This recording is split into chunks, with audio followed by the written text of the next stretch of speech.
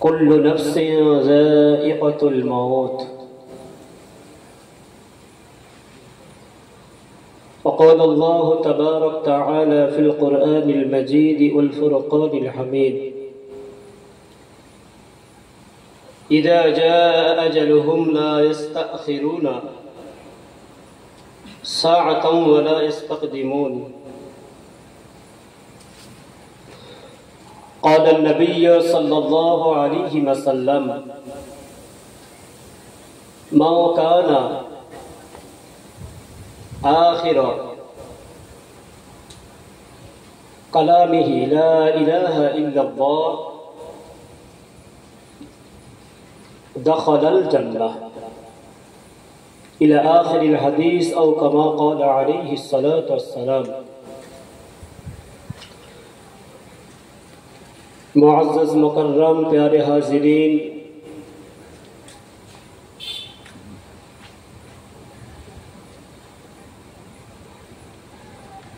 सम्मुखे बसे थाका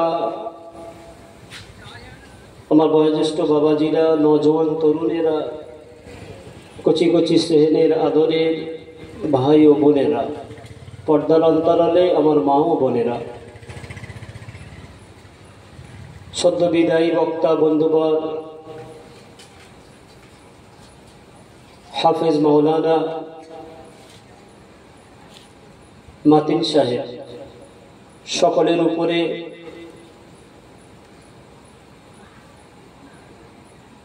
প্রেম ভালোবাসা নিবেদন করে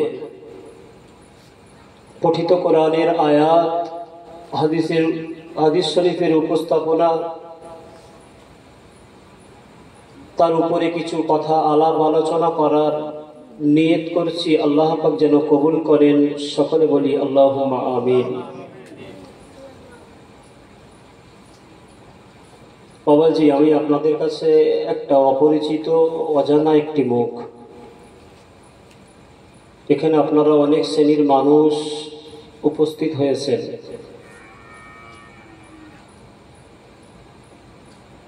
একটা স্কুলে একটা ক্লাস রুম ভাগ থাকে।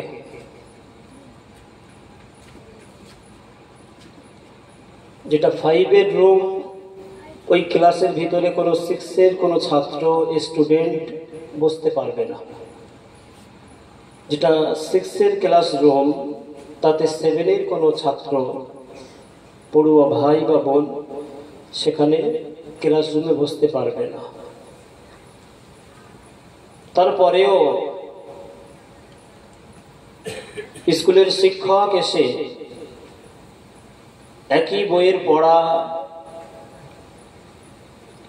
একই ক্লাসের ছাত্রদেরকে নিয়ে মাস্টার তাদেরকে সম্পূর্ণরূপে বোঝাতে পারে না।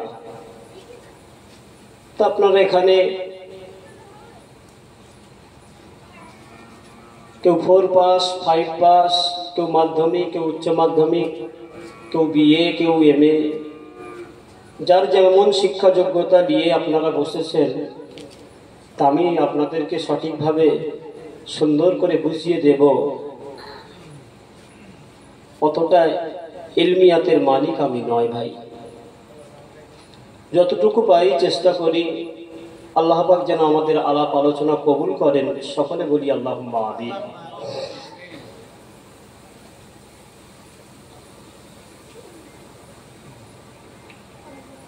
আমরা দুনিয়াতে এসেছি বাবা, আমাদেরকেও চলে যেতে হবে।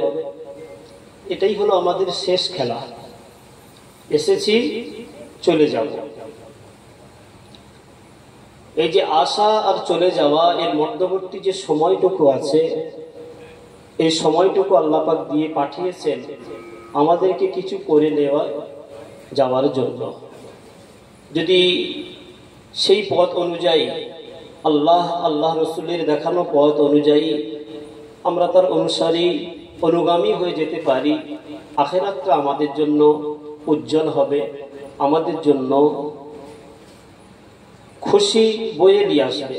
আর যদি আমরা এখান থেকে সেই অনুযায়ী না চলে যেতে পারি, সেই পথের অনুসারী না হতে পারি, তাহলে ইহকাল পরকাল দুটোই আমাদের জন্য কষ্টকর, আমাদের জন্য দুঃখ, আমাদের জন্য যন্ত্রণা। কেঁদেও এই ফয়সালা দেওয়া যাবে না। মানুষের যখন মৃত্যু সম্মুখে চলে আসে, সে যখন বুঝতে পারে আমার আর কোনো রাস্তা নেই, আল্লাহর কোরআন সাক্ষী দেয় সেই মৃত ব্যক্তি, মৃত পথযাত্রী ব্যক্তি তখন আল্লাহকে বলতে থাকে, আল্লাহ ওয়ালা ইউআখিরুল্লাহু নাফসান ইযা জাআ আজালুহা।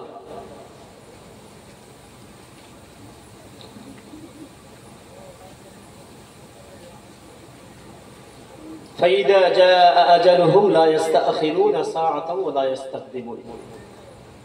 বান্দারা আল্লাহর কাছে যখন একটু সময় চায় যে আল্লাহ আমাকে আর একটু শুধরানোর সুযোগ দাও আল্লাহ, তখন আমি ভালো কাজ করব, রোজা রাখবো, আপনার হুকুম হাকাম সবকিছু মেনে চলবো। আল্লাহ পাক বলবে না, তোমার যে সময়টা দেওয়া ছিল, যে নির্দিষ্ট সময় তোমার মৃত্যু লেখা ছিল, সে সময় তোমার কাছে উপস্থিত। লা ইস্তাখিরুনা সাআতাও ওয়া লা ইস্তাকদিমুন। তোমার আগেও নয় পরেও নয়, জাস্ট যেটা তোমার সময় নির্ধারিত ছিল সেই সময়ে তোমার জানটাকে কবজ করা হবে। আল্লাহ পাক এত কিছু মানুষকে দেওয়ার পরেও, বাবাজি কথাটা একটু ভালো করে বুঝবেন, পরীক্ষার হল এটা আমরা বসে রয়েছি, ঘুমিয়ে রয়েছি, চলছি, ব্যবসা বাণিজ্য করছি, সবকিছুটাই আমাদের জন্য পরীক্ষার হল। আপনারা শুনেছেন কোনোদিন যে একটা ছাত্র ছাত্রী ক্লাস 9-এ পড়ে, তাদের পরীক্ষা হবে, আর পরীক্ষার প্রশ্নটা আউট হয়ে গিয়েছে। পরীক্ষায় কি কি প্রশ্ন হবে সবকিছু আউট হয়ে গিয়েছে, বাচ্চাগুলো পড়েছে, বুঝতে পেরেছে।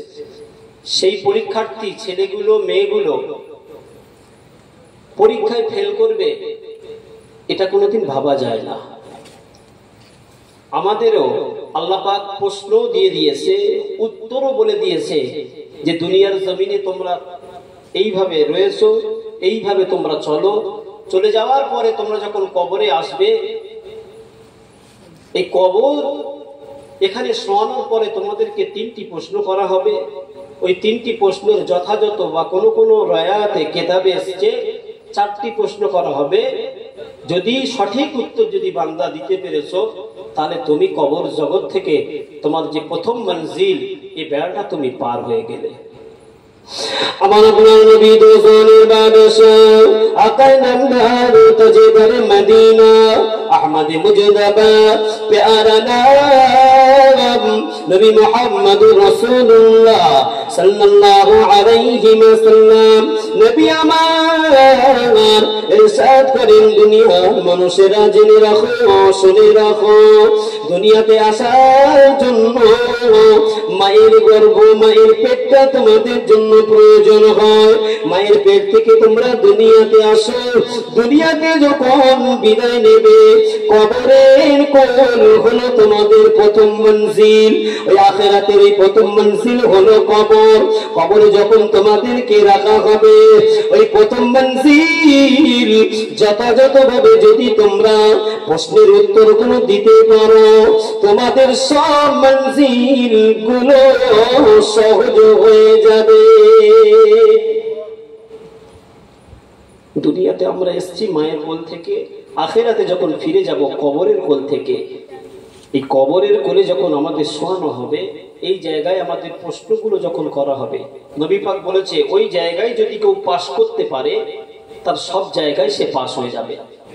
আর ওই জায়গায় যদি কোনো আল্লাহর বান্দা ধরা পড়ে যায়, তার কোনো জায়গায় আর ছাড় নেই। এত কিছু নিয়ম কারণ সবকিছু বলে দেওয়া হলো। বান্দা যদি সঠিকভাবে চলতে পারো, তোমার জন্য আল্লাহর দয়ার জান্নাত 8টি রাখা রয়েছে। বান্দা যদি অপরাধ করে আসো, তোমার জন্য 7টি গজবী জাহান্নাম রয়েছে। বান্দা সব কিছু শুনে বুঝে জেনে তারপরেও বান্দা দেখা যাচ্ছে আমলের খাতাটা তার জন্য শূন্য। তাই আল্লাহ পাক আক্ষেপ করে বলেন, ইয়া আইয়ুহাল ইনসান মা গররাকা বিরাব্বিকাল কারীম। আল্লাযী খালাকাকা ফাসাওয়াকা ফাআদালাক।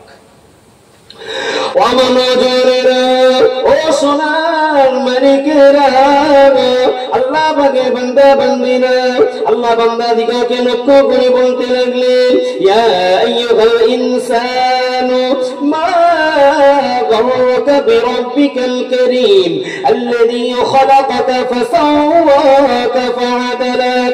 আল্লাহ রাব্বুল আলামিন বলেন, ও দুনিয়ার মানুষেরা, আমি আল্লাহ পাক তোমাদেরকে সৃষ্টি করেছি, আমি আল্লাহ পাক তোমাদেরকে তৈরি করেছি, তোমাদের সুগঠিত করেছি। বান্দা বলো না, বান্দা, আমি আল্লাহ তোমাদেরকে তৈরি করেছি। ইয়া আইয়ুহাল ইনসান, এ মানুষ সম্প্রদায়, আমি আল্লাহ তোমাদেরকে বলেছি নামাজটা যথাযথভাবে আদায় করে আসবে।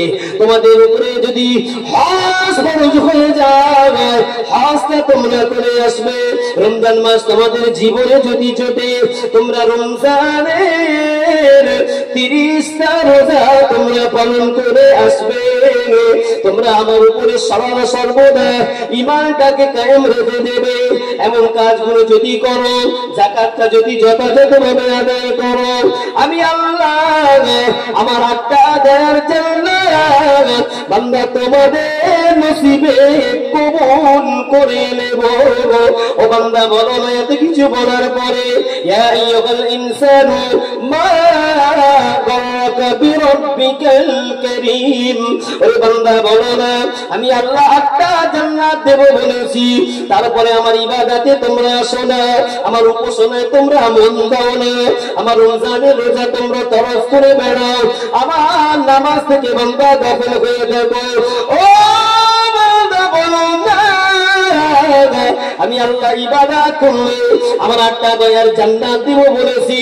ও বান্দা, দুনিয়ার কোন মানুষ কি তোমাদের লোভ দেখিয়েছে? দুনিয়ার কোন সম্প্রদায় কি তোমাদের লোভ দেখিয়েছে? নামাজ না পড়লে তারা কি কোনো কিছু দেবে? আল্লাহ পাকের বক্তৃতা। আল্লাহ পাক বলছে, ইয়া আইয়ুহাল ইনসান, হে মানুষ সম্প্রদায়, আমি আল্লাহ তো তোমাদেরকে তৈরি করেছি, তোমাদেরকে সুগঠিত করেছি, সুবিন্যস্ত করেছি। বান্দা, আমি আল্লাহ তো বলে দিয়েছি, যদি নামাজ ঠিকঠাক ভাবে আদায় করো, আমার হুকুম হাকাম যদি মেনে আসো, আমি আল্লাহ 8টা দয়ার জান্নাত দিয়ে দেব। ও বান্দা বলো না, এত কিছু বলার পরেও তোমাদেরকে কোন লোভে, কোন আশা তোমাদেরকে আকৃষ্ট করেছে আমার এই স্মরণ থেকে, আমার গাফেল থেকে? তোমাদেরকে কেউ বলেছে যে নামাজ না পড়লে আল্লাহ 8টা জান্নাত দেবে, আমি তোমাদের 9টা জান্নাত দেব? এই লোক তোমাদের কেউ কি দেখিয়েছে?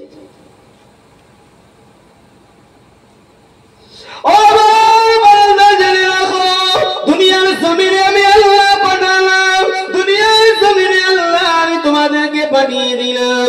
বান্দা, আমাকে দুনিয়ার জমিনে কে ভুলে গিয়েছো? ও বান্দা, একটা বার লক্ষ্য করে দেখো, তোমার এখন দুনিয়াতে আর বলার লোক হয়েছে, দুনিয়াতে তোমার বিপদে পাশে দাঁড়ানোর লোক হয়েছে। ও বান্দা, একটা বার চিন্তা করে দেখো, তুমি তোমার মায়ের গর্ভে যখন ছিলে, ওই গর্ভের ভিতরে তোমার যখন ক্ষুধা লাগতো, তোমার যখন ক্ষুধা পেত, ও বান্দা, দুনিয়ার কোন মানুষ কিন্তু কোনো খবর রাখতো না, দুনিয়ার কোন মানুষ কিন্তু তোমাকে খাওয়ার প্রয়োজন তারা মনে করতো না, খাবার দেওয়ার চেষ্টা করতো না। আমি আল্লাহ তোমার মায়ের গর্ভে বসিয়ে বসিয়ে আমি আল্লাহ তো তোমাকে খাইয়েছিলাম, আমি আল্লাহ তো তোমার খাইয়েছিলাম। তোমার মায়ের গর্ভে তুমি যখন এলে, প্রথমে তোমার রক্তপিণ্ড তৈরি করলাম, সেই রক্ত থেকে আস্তে আস্তে আমি আল্লাহ গোস্ত তৈরি করলাম, গোস্ত থেকে আস্তে আস্তে তোমাকে হাড় পরিণত করলাম, আস্তে আস্তে তাতে জীবন দিয়ে দিলাম। তোমার ক্ষুধা লাগে, আমি আল্লাহ জানি তোমাকে কিভাবে খাওয়াবো। মায়েদের মাসে মাসে যে দুর্গন্ধযুক্ত নোংরা পানি, সেটাকে আমি আল্লাহ বন্ধ করে দিয়ে, বান্দা তোমার নাভির সাথে তো মায়ের ওই নাভিতে আমি কানেকশন করে দিয়ে তোমার নাভির সাহায্যে আমি তো তোমাকে খাইয়েছিলাম। বান্দা, আমি চাইলে পারতাম তোমাকে আমি মুখ দিয়ে খাওয়াতে, কারণ ওই মুখ দিয়ে আমি আল্লাহ আমার গুণগান গুণকীর্তন করবে। ওই মুখটাকে আমি আল্লাহ পাক নোংরা না করে আমি আল্লাহ পবিত্র বানিয়ে রাখলাম। দুনিয়াতে বান্দা গিয়ে আমার ইবাদত বন্দেগী করবে, আর তার পরিবর্তে আমি আল্লাহ আমার দয়ার জান্নাত দিয়ে দেব। যদি বলেন না সুবহানাল্লাহ। আল্লাহ চিন্তা করছে বান্দা এই জবান দিয়ে আমার গুণগান গুণকীর্তন করবে। এই বান্দার মুখটাকে অপবিত্র করা যাবে না, নোংরা করা যাবে না। সেই বান্দা দুনিয়াতে এসে হারাম হালাল বাছাবাছির কোনো বালাই নেই।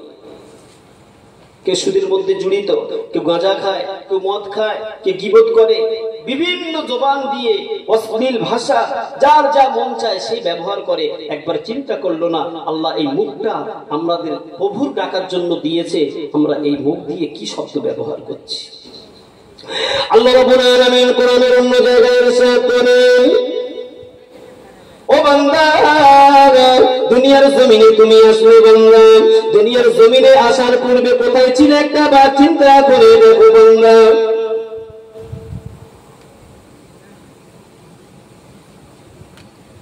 ও বান্দা দুনিয়ার জমিনে আসার পূর্বে বান্দা তোমরা ছিলে মৃত, তোমাদের কোনো অস্তিত্ব ছিল না।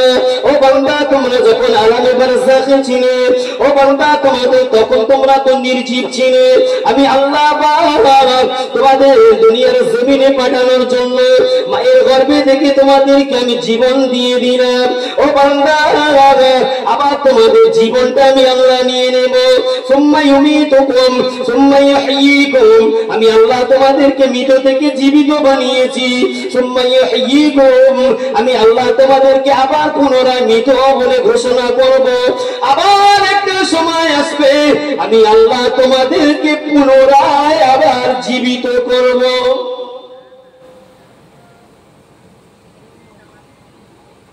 তোমরা তো জীবিত হওয়ার আগে তো মৃত ছিলে, তোমাদেরকে জীবন দিয়ে দুনিয়ায় পাঠিয়েছি বান্দা। এই জীবনের পরে তোমাদের আবার মৃত্যু আসবে, তোমরা নির্জীব হয়ে যাবে, তোমাদের জীবন থাকবে না।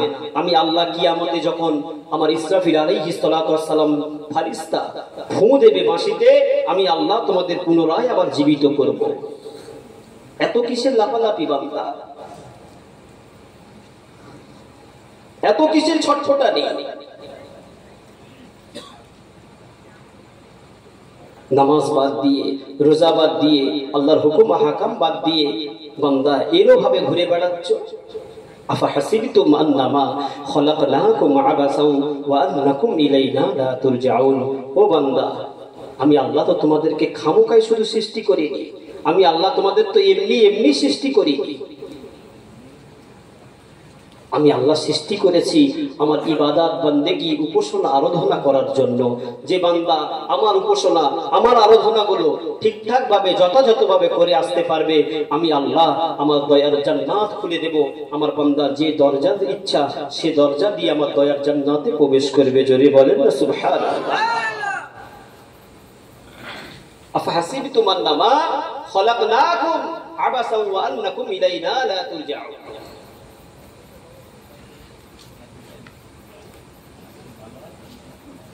বান্দা চিন্তা করে না যে আল্লাহ আমাদেরকে কেন পাঠালো, আবার আমাদের কোথায় পাঠিয়েছে, আমাদের আবার কোথায় যেতে হবে, আমরা সে চিন্তা করি না। সারা জীবন আমাদের জিন্দেগিতে আমরা নিয়ে চলেছি, আমাদের মনে হয় আল্লাহ পাক আমাদের শুধু খালি সংসার ধর্ম করার জন্য পাঠিয়েছে। এই ধর্মটা আমাদের কাছে সব থেকে বড় মনে হয়, এর জন্য যত মেহনত, যত কষ্ট, যত ত্যাগ স্বীকার এর জন্য। কিন্তু যে আল্লাহ আমাদের পাঠিয়েছে তার কথা আমরা একবারও চিন্তা করি না, চিন্তা করি না। আজকের আপনার পাশে আপনার ভাই রয়েছে, 10টা টাকার প্রয়োজন আপনার, ভাইয়ের কাছে গিয়ে বললে ভাই দয়া করে আপনার 10টা টাকা দিয়ে দেবে। আপনি একবার চিন্তা করেছেন কবরে যখন আমি ঘুমিয়ে যাব সেখানে তো আমার কেউ থাকবে না, আমার পাশে কে দাঁড়াবে? আল্লাহ নবী দয়া নবী বিশ্ব নবী রহমাতাল লিল আলামিন নবী আবার জানিয়ে গিয়েছেন, ও আমার উম্মত উম্মতানিরা জেনে রাখো, শুনে রাখো, আমি বিশ্ব নবী বলে গেলাম দুনিয়ার জমিনে আমার বান্দা বান্দীদের ভিতরে, আমার উম্মত উম্মতানির ভিতরে দিয়ে যারা গেলে ঘুমের পূর্বে বসে বসে আমার ভিতর দিয়ে সূরা মুলকটা তেলাওয়াত করবে, সূরা মুলকটা তারা পাঠ করবে। আল্লাহ রাব্বুল আলামিনের নবী জানিয়ে দিয়েছেন, দুনিয়ার জমিনে বান্দা থাকতে থাকতে রাতে যখন ঘুমাতে যাবে, ওই ঘুমানোর পূর্বে সূরা মুলকটা যখন তেলাওয়াত করবে, সূরা মুলক কবরের ভিতরে আল্লাহর ফেরেশতাদের সঙ্গে ফাইটিং করবে। আল্লাহর ফেরেশতাদের বলতে লাগবে, ওরে আল্লাহর ফেরেশতারা, ওরে আল্লাহর মালায়েকারা, জেনে রাখো, শুনে রাখো, আমি গোলাম সূরা মুলক, আমি গোলাম সূরা মুলক, আমি কোরআনের একটি সূরা, পারা নাম্বার 29, পৃষ্ঠা নাম্বার হলো 1, 29 পারার প্রথম সূরার নাম হলো সূরা মুলক।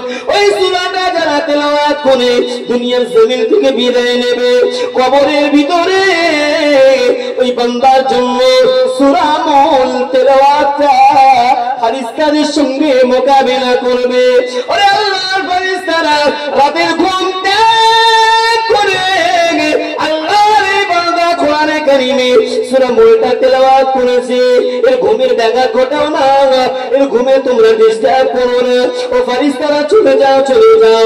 অন্য আয়াতে বর্ণনা এসেছে এমন করে, সূরা মুলক আল্লাহর সম্মুখে হাসরের মাঠে দাঁড়িয়ে যাবে।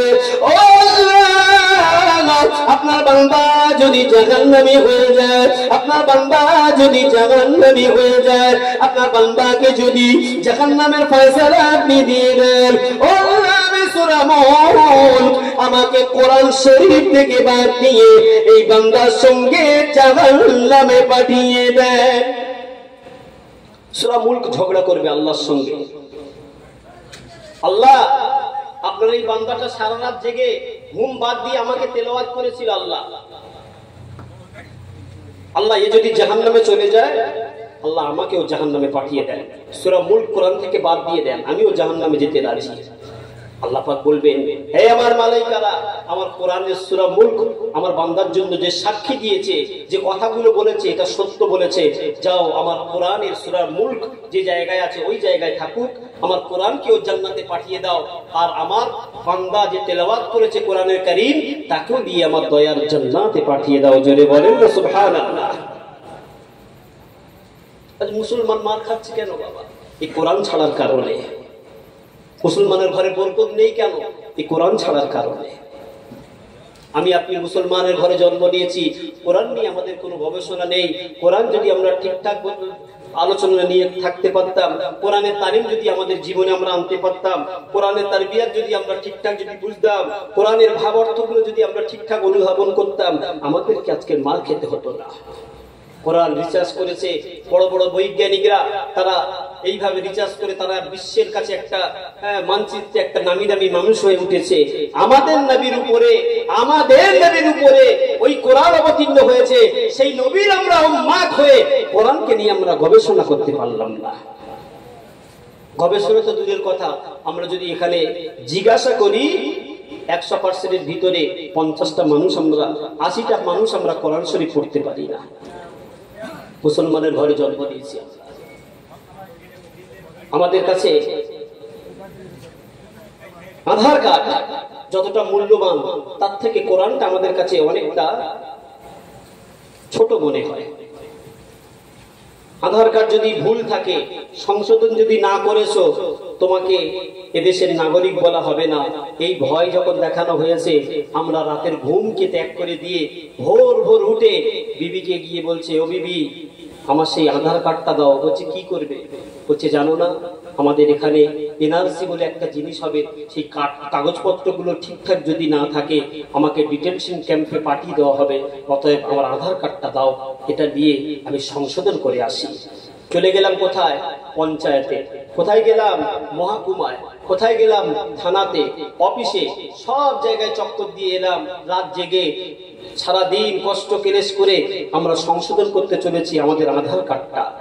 চাচা, ও আমার বাবাজিরা, আমার মা বোনেরা, জীবন অতিবাহিত হয়ে গেল 40 বছর, 50 বছর। সূরা ফাতিহায় আপনার ক জায়গায় ভুল রয়েছে, আপনি কবে এটাকে সংশোধন করার জন্য মসজিদের ইমামের কাছে গিয়েছেন? একটা বার বুকে হাত দিয়ে বলবেন। একবারও আমরা যাইনি। আমরা মনে করেছি আধার কার্ড না দিলে আমাদেরকে ডিটেনশন ক্যাম্পে দেবে, এটা আমরা চিন্তা করিনি। কোরআন শরীফ যদি যথাযথভাবে তার উপরে আমল যদি না করি, যদি ঠিকঠাক ভাবে আমরা যদি কোরআন শরীফ না শিখতে পারি, আল্লাহ আমাদের জাহান্নামে দেবে, এই ভয়টুকু আমাদের ভিতরে হয়নি। তাই আল্লাহ কোরআনের উপর জায়গায় ইরশাদ করলেন, ইয়া আইয়ুহাল্লাযীনা আমানুত্তাকুল্লাহা হাক্কা তুকাতিহি ওয়া লা তামুতুন্না ইল্লা ওয়া আনতুম মুসলিমুন। আল্লাহ রাব্বুল আলামিন জানিয়ে দিলেন, ইয়া আইয়ুহাল্লাযীনা আমানুত্তাকুল্লাহা হাক্কা তুকাতিহি ওয়া লা তামুতুন্না ইল্লা ওয়া আনতুম মুসলিমুন। আল্লাহ রাব্বুল আলামিন জানেন, ওই আমার ঈমানদার বান্দারা, ওই ঈমানদারেরা জেনে রাখো, আমি আল্লাহ, আমাকে তোমরা ভয় করো। হাক্কা তুকাতিহি ওয়া লা তামুতুন্না ইল্লা ওয়া আনতুম মুসলিমুন। যতটা ভয় করলে হয় ও বান্দা, ততটা তোমরা আমাকে ভয় করো। ইল্লা ওয়া আনতুম মুসলিমুন। ও বান্দা, যখন মৃত্যুবরণ করবে, ও বান্দা প্রকৃত মুসলমান হয়ে মৃত্যুবরণ করো। আল্লাহর কোরআন, আল্লাহ পাক বলছে, বান্দা, এবার ইমানদারেরা, আমার উপরে যারা বিশ্বাস স্থাপন করেছো, আমি আল্লাহ বলে এক বলে যারা মেনে নিয়েছো, আমি আল্লাহ, আমাকে ভয় করো। একটু চিন্তা করে দেখেন তো বাবা, আমরা যে আল্লাহকে ভয় করি, ওই ভয়ের ভাগটা, ওই ভয়টা আমাদের কাছে বেশি না ডিটেনশন ক্যাম্পে আমাদেরকে যেতে হবে, এনআরসির ভয়টা আমাদের কাছে বেশি ঢুকে গেছে?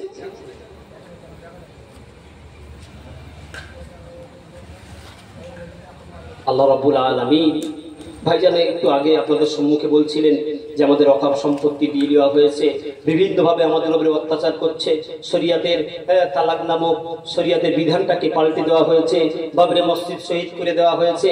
আপনি জানেন আল্লাহ পাক কোরআনে বললেন, যাহারাল ফাসাদু ফিল বাররি ওয়াল বাহর বিমা কাসাবাত আইদিন নাস। হে মানুষ সম্প্রদায়রা, জেনে রাখো, যাহারাল ফাসাদু ফিল বাররি ওয়াল বাহর বিমা কাসাবাত আইদিন নাস। জলে এবং স্থলে তোমাদের উপরে যে বিপদ আপদ বালা মুসিবত গুলো যেগুলো আসে, ওগুলো আমি আল্লাহ ইচ্ছা করে দিই না বান্দা, ওগুলো তোমাদের নিজের কামাই করা ফসল, কামাই করা ফসল। বান্দা, আমার হুকুম আহকাম যথাযথভাবে যখন তোমরা মান্যতা দেবে না, আমি আল্লাহ তোমাদের উপরে নিয়োগ করে দেবো একটা জালিম সরকার, সে তোমাদেরকে শায়েস্তা করে দেবে। আপনি একবার চিন্তা ভাবনা করে দেখুন তো, এই যে জালিম সরকার আমাদের উপরে যে এই নির্যাতন চালাচ্ছে, তার পিছনে মূল কারণটা কি? আমাদের প্রভু, আমাদের সৃষ্টিকর্তা আল্লাহকে আমরা ভুলে গেছি, আল্লাহকে আমরা আল্লাহ বলে চিনতে পারিনি, যে আল্লাহ আমাদের সব দেওয়ার মালিক, আমরা এই জিনিসটা ভুলে গিয়েছি।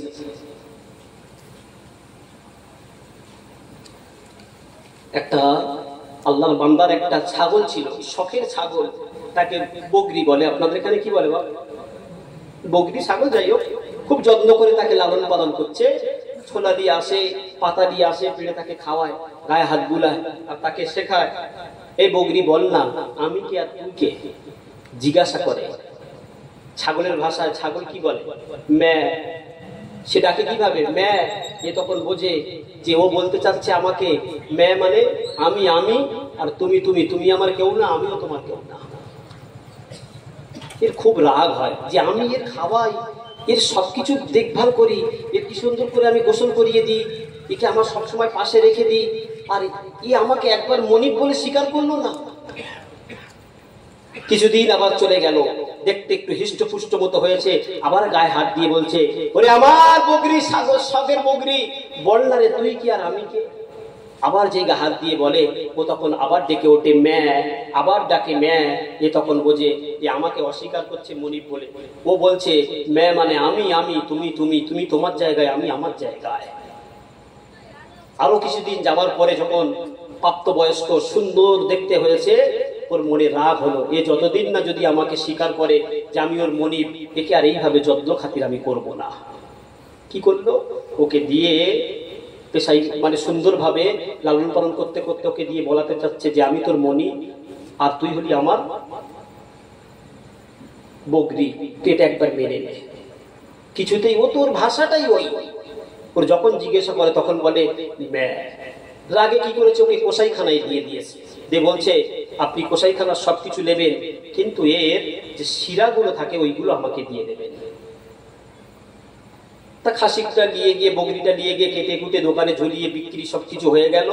ওই শিরাগুলো বাড়িতে নিয়ে এসে শুকিয়ে, এই শীতকালে আপনাদের এখানে লেপ তৈরি করতে আসে বাবা, হ্যাঁ, ওদের দেখবেন একটা ধুলুনি হাতে, দেখবেন হাতে এরকম পেঁচ দিয়ে কি সুন্দর করে ধরে, আর একটা হাতুড়ি মতো নিয়ে ওই তুলোগুলো নিয়ে এরকম ভাবে ছান ছান করে মারে, দেখেন নি বাবা?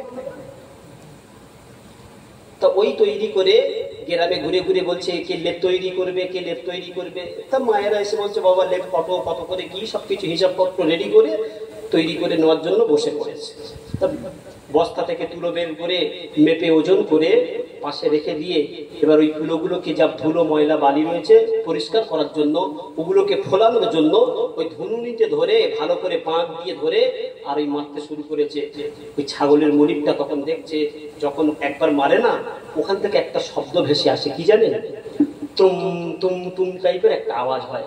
এ তখন বলছে তোর যখন বেঁচে ছিল আমি এই আওয়াজটা শোনার জন্য এত চেষ্টা করেছি, তুই একবারও বলিসনি যে তুমি আমার মনিব, তুমি আমার মনিব। তখন সারা জীবন তুই বলে এসেছিস ম্যা ম্যা ম্যা, আমি আমি, তুমি তুমি। আজকের যখন তুই মরে গিয়েছিস, মরে গিয়ে আমার কাছে এসে বলছিস তুম তুম, তুমি তুমি আমার মনিব, তুমি আমার মনিব, আমি তোমার ছাগল, আমি তোমার বকরি, এটাই বোঝাতে চাচ্ছিস?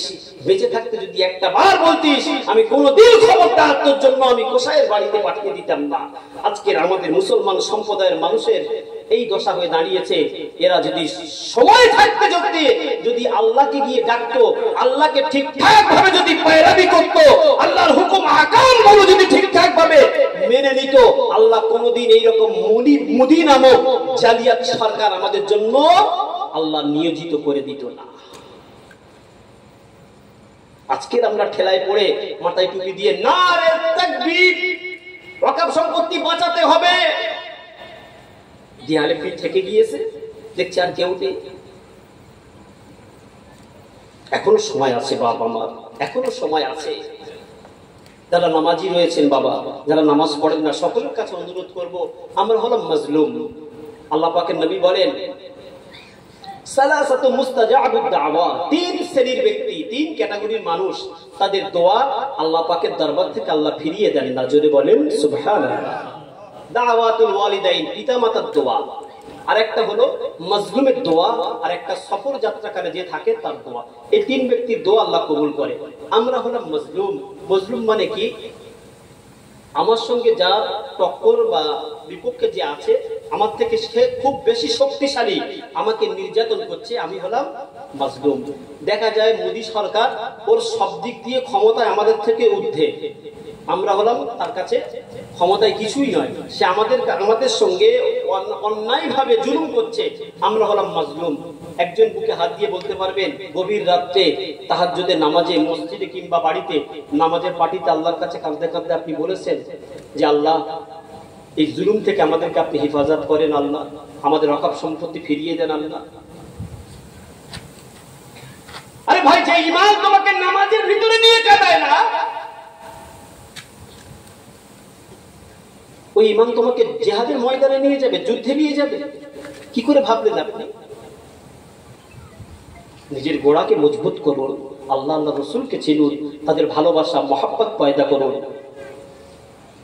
ফার্সিতে একটা কবি বলে গিয়েছিলেন ফালাহুল মাওলা ওয়ালাহুল কুল, আল্লাহ পাকের বান্দা যখন বান্দেগি করতে করতে করতে করতে আল্লাহর হয়ে যায়, আল্লাহ পাক তাম দুনিয়াটা ওই বান্দার তাবে করে দেন। যদি বলেন না সুবহানাল্লাহ, সব কিছু তার তাবে করে দেয়।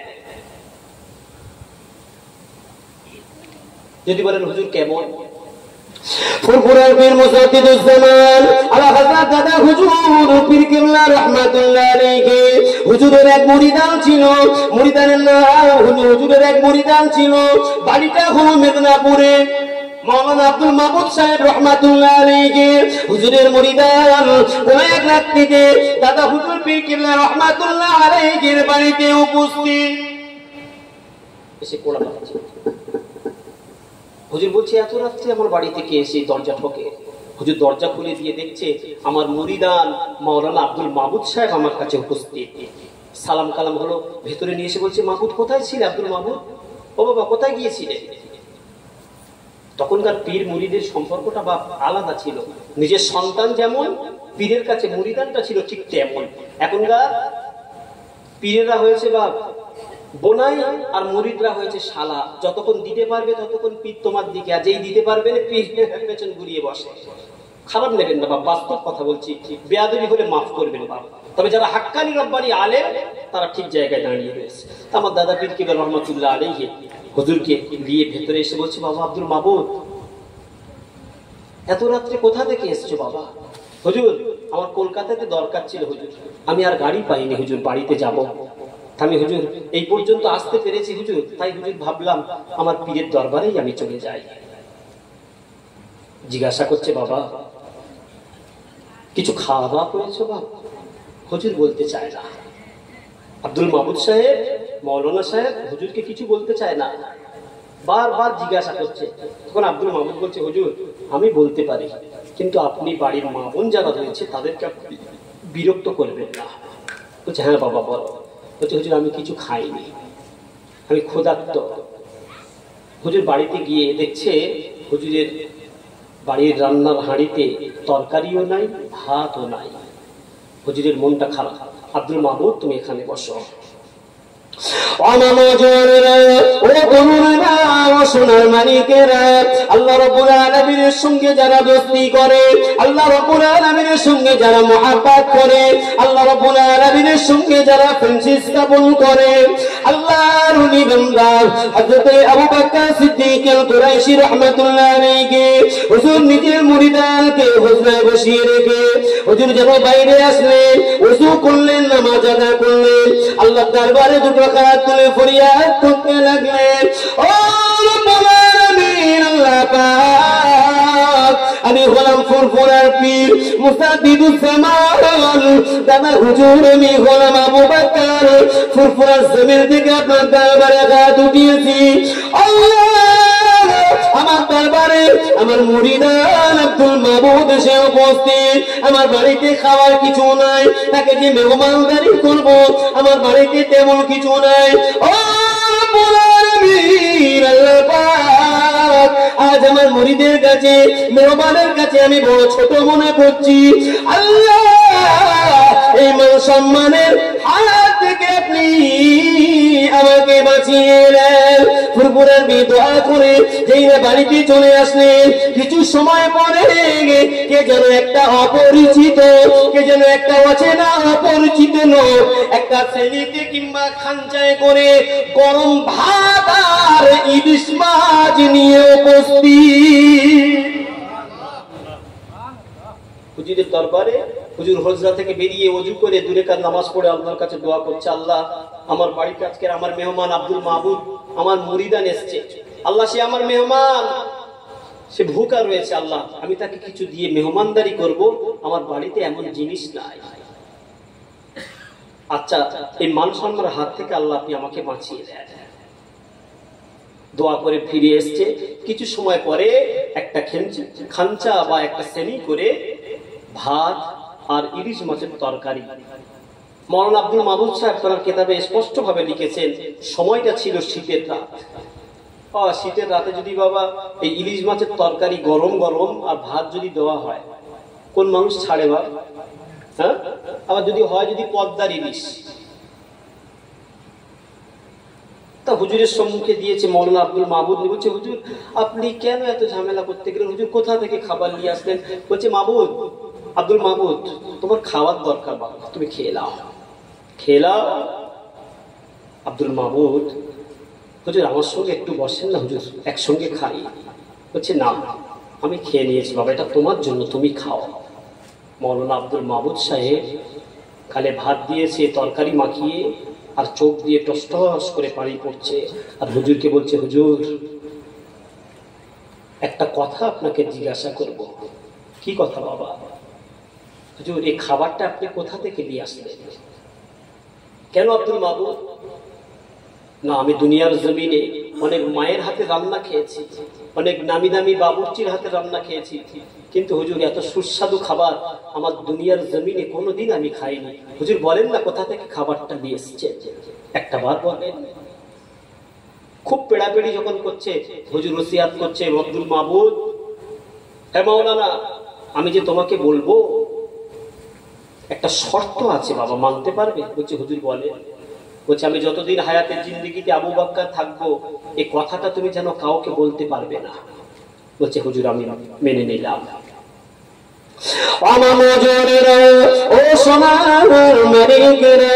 দাদা হুজুর পীর কিবলা রাহমাতুল্লাহ আলাইহি নিজের মুরিদান মাওলানা আব্দুল মাবুদ সাহেবকে খেতে দিয়েছে। খেতে খেতে মাওলানা আব্দুল মাবুদ কান্নারত হয়ে গিয়েছে, চোখ দিয়ে টস টস করে পানি পড়ে। আপনার কাছে আমার একটা প্রশ্ন ছিল। হুজুর বলে ফেল কি প্রশ্ন? হুজুর দুনিয়ার জমিনে অনেক মায়ের হাতে রান্না খেয়েছি, অনেক বাবুর্চির হাতে রান্না খেয়েছি।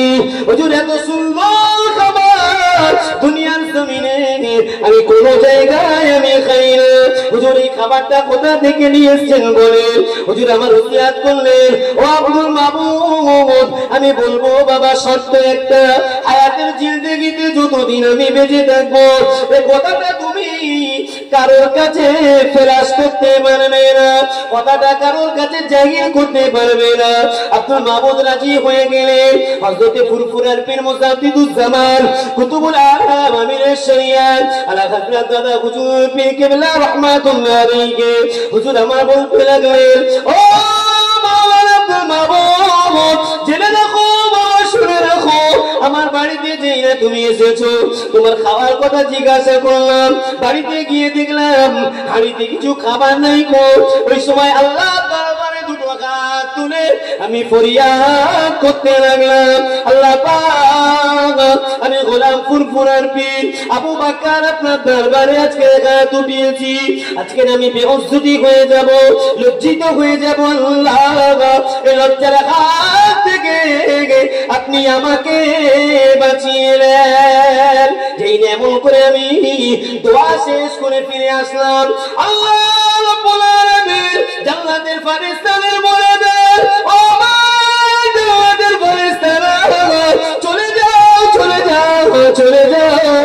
আমার মাহবুব আল্লাহ, আমার প্যারা বাংলা ফুরফুরা জমিন থেকে আমার আবু বকর হাত উঠিয়েছে, সে আজকের বড় বিপদে পড়েছে, বড় লজ্জার সম্মুখীন হয়েছে। চলে যাও, আমার দয়ার জান্নাত থেকে গরম ভাত আর ইলিশ মাছ নিয়ে দুনিয়ার জমিনে নেমে যায়। জোরে বলেন না সুবহানাল্লাহ। ও মাওলানা আব্দুল মাবুদ, তুমি যে খাবারটা খাচ্ছ দুনিয়ার কোন মায়ের হাতে রান্না নয়, ফুরফুরার এই আশপাশে যত হোটেল রয়েছে এই হোটেলের কোন রান্না নয়, এটা আল্লাহর দয়ার জান্নাতের খাবার। জোরে বলেন না সুবহানাল্লাহ।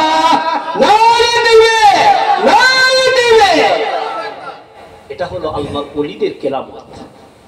এই জায়গায় যদি পৌঁছাতে পারেন, ফালাহুল মাওলা ওয়ালাহুল কুল, বান্দা যখন আল্লাহর হয়ে যায়, আল্লাহ হয়ে যায়, আল্লাহ দুনিয়াটা তার তাবে করে দেয়, সমস্ত দিক দিয়ে আল্লাহ তাকে সাহায্য করে।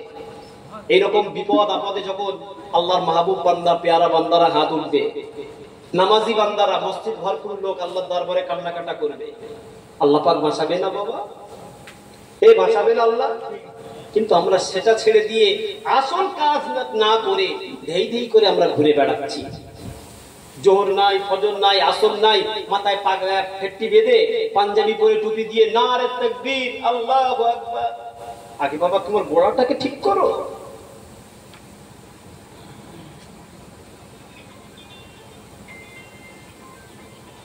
নবী পাকের সাহাবারা ইসলামের জন্য তারা যুদ্ধ করেছে, তারা জিহাদ করেছে, তাদের সঙ্গে আল্লাহ রাসূল ছিল। সালাউদ্দিন আইয়ুবী রাহমাতুল্লাহ আলাইহি, এই যে আমাদের মসজিদুল আকসা নিয়ে ঝামেলা চলছে, এটা এক সময় ওই রকম জালিমদের হাতে ছিল। সালাউদ্দিন আইয়ুবী রাহমাতুল্লাহ আলাইহি হুজুর ছিলেন ইসলামের একজন খলনায়ক। হুজুর যখন সেনাপতির মাসনাদে আসলেন, হুজুর বলছে যারা যুদ্ধ করবে তাদেরকে এক জায়গায়, কমান্ডোদেরকে এক জায়গায় জড়ো করা হয়েছে। বলছে যারা বেনামাজি এই যুদ্ধের সৈনিক থেকে তারা বের হয়ে যাও। মাথা হ্যাট করে তারা বেরিয়ে গেল। যারা 5 ওয়াক্ত নামাজি তারা এক জায়গায় দাঁড়িয়ে যাও, যারা তাহাজ্জুদের নামাজ পড়ো তারা আর এক জায়গায় দাঁড়াবো। দেখা যাচ্ছে 5000 সৈন্য ছিল, বেনামাজি চলে গেল 2000, থাকলো 3000। বলছে যারা তাহাজ্জুদের নামাজ পড়ো আর 5 ওয়াক্তের নামাজ পড়ো তার আলাদা হয়, 6 ওয়াক্ত আর 5 ওয়াক্ত আলাদা হয়। হুজুর কি করলেন, 5 ওয়াক্তদেরকে আরেক জায়গায় দাঁড় করালেন, 6 ওয়াক্ত তাহাজ্জুদ নিয়ে তাদেরকে আরেক জায়গায় দাঁড় করালেন। বলছে এই 5 ওয়াক্তগুলো বাতিল হয়ে যাও, 6 ওয়াক্তের লোকগুলো আমার সেনাতে জয়েন হয়ে যাও। দেখা যাচ্ছে 2000 কিংবা 1500 লোক এসে দাঁড়িয়েছে। তৎকালীন সময়ে সেই পাদ্রীদের, খ্রিস্টানদের লোক ছিল 20,000 30,000 তাদের সেনা ছিল, হুজুরের লোক কম ছিল। তারপরে ছেটে ছেটে বাদ দিয়ে দেখছে আরো কম হয়ে গিয়েছে। কিন্তু যুদ্ধ করতে যখন লেগেছে, তারা যুদ্ধ করতে করতে দেখা যাচ্ছে ওই অল্প সংখ্যার লোক ওই অত বেশি লোককে তারা পিছিয়ে ফেলছে, পিছিয়ে ঠেলে নিয়ে যাচ্ছে। পাদ্রীরা চিন্তা করলে কিভাবে হলো, তারা বলল যুদ্ধকে স্থগিত রাখা হোক। যুদ্ধকে স্থগিত রেখে তারা মিটিং করলো যে ওরা ছিল 5000, তখন আমাদেরকে পিছু হটাতে পারেনি, এখন হয়েছে 1500 কিংবা 2000, এখন আমাদেরকে পিছিয়ে হটিয়ে দিচ্ছে, কি ব্যাপার? গুপ্তচর পাঠালো, গিয়ে দেখছে সারা রাত তারা নামাজের ভিতরে, তারা কেউ কোরআন তেলাওয়াতের ভিতরে, কেউ তাহাজ্জুদের ভিতরে, কেউ দোয়া করে আল্লাহর কাছে ঝরঝর করে কাঁদছে। পাদ্রী সাহেব বলে দিল তোমরা জীবনে কোনোদিন যুদ্ধে ওদেরকে হারাতে পারবে না। জোরে বলেন সুবহানাল্লাহ। বলছে কেন? বলছে ওদের বোম গুলি অস্ত্র ওইগুলো যুদ্ধ করে না, ওদের যুদ্ধ করে ওদের ঈমান, ওদের যুদ্ধ করে ওদের আমল। ওই আমল এবং ঈমানের সঙ্গে আল্লাহ ওদের একটা রহমতি শক্তি দান করে, ওই শক্তির কাছে তোমরা টিকতে পারবে না। জোরে বলেন সুবহানাল্লাহ। সেই শক্তি আমাদেরকে অর্জন করতে হবে। এই নরেন্দ্র মোদী তো কোথাকার কে বাবা, ফুঁ দেবে উড়ে যাবে। সেই ঈমান আমাদের তৈরি করতে হবে, সেই জায়গা আমাদের তৈরি করতে হবে। শুধু হই হই করে আমাদেরকে দেখেন না, আপনাদের এই পাশে ভাঙড় যেটা রয়েছে, এখানে মিছিল বেরিয়েছে কলকাতায় যাওয়ার জন্য, আছে তো বাবা। নবী পাক সাল্লাল্লাহু আলাইহি সাল্লামের সাহাবাদের ভিতর দিয়ে ইসলাম গ্রহণ করেছে, তাদের ভিতর দিয়েও মুনাফিক ছিল। নবীকে নবী বলে মানে, আবার ইহুদিদের সাথে গিয়ে আবার এরা বলছে আমরা মুসলমান, সবাই এক হব, তোমরা সবাই এক হও, কে আহলে হাদিস, কে আহলে কোরআন, কে ফুরফুরা, কে তাবলীগ, মতভেদ করো না, সব এক হও। কিছু লোক আছে বলছে এটা আমাদের মিটিং নয়, হ্যাঁ প্রকাশ্যে বলছে এটা আমাদের মিটিং নয়। আরে ওয়াকফ সম্পত্তি তো মুসলমানের, তা মুসলমানদের এটা মিটিং নয় কাদের? তাওরাদের। প্রকাশ্যে বলছে এটা আমাদের মিটিং নয়, আমাদের ঝান্ডা ঘান্টা যাবে না, আমাদের মিটিং আগে ভাগে হয়ে গিয়েছে। তোমার রাজনীতি বা তোমার পকেটে থাকবে না, তোমার শরিয়াত, তোমার ধর্ম তোমার বুকে জায়গা পাবে। এদের থেকে বাবা দূরে থাকবেন, চেষ্টা করবেন যতটুকু পারেন আল্লাহর কাছে কাঁদা, আল্লাহর কাছে একটু হাত তুলে ফরিয়াদ করা যে আল্লাহ অসহায়, আমরা, আমাদের কিছু করার নেই, আল্লাহ আমাদেরকে একটু দেখো। মা বোন যারা আছেন, আপনাদের যারা স্বামী নামাজ পড়ে না, তাদেরকে একটু আপনারা তাগিদ করবেন। আমার বাবা জীবন যারা রয়েছেন, আপনাদের বাড়িতে মেয়ে যারা রয়েছে, তাদেরকেও নামাজের তালিম দেবেন। আপনারা যদি ঈমানটাকে মজবুত করতে পারেন, আপনার বাড়িতে, আপনার দেশে, আপনার মহল্লায়, আপনার গ্রামে আল্লাহর অপরন্ত রহমত আল্লাহ পাক ঢেলে দেবে। আমরা গুনাহ করছি তাই আল্লাহ আমাদের উপরে নারাজ হয়ে গিয়ে এইরকম কাজগুলো আমাদের দিয়ে শাসন করার জন্য করাচ্ছে। বলার কত দূর দিয়ে বাবা, অনেক সময় নিয়ে ফেলেছি বাবা। বলাগত দিক দিয়ে যদি কোনো ভাষা ভুল ত্রুটি হয়ে থাকে আপনারা মার্জনা করবেন। অন্যান্য দিক দিয়ে যদি একটু কম একটু বেশি বলে থাকি, আল্লাহর কাছে অবশ্যই আমি মাফি চাইব। আপনারা আমাকে যদি কেউ ভাষা বা কোনো দিক দিয়ে যদি মনে ব্যথা পেয়ে থাকেন, সেদিক দিয়ে আমাকে ক্ষমার দৃষ্টিতে দেখবেন। আসুন আমরা সকলে দাঁড়িয়ে একটু নবী পাকের সাথে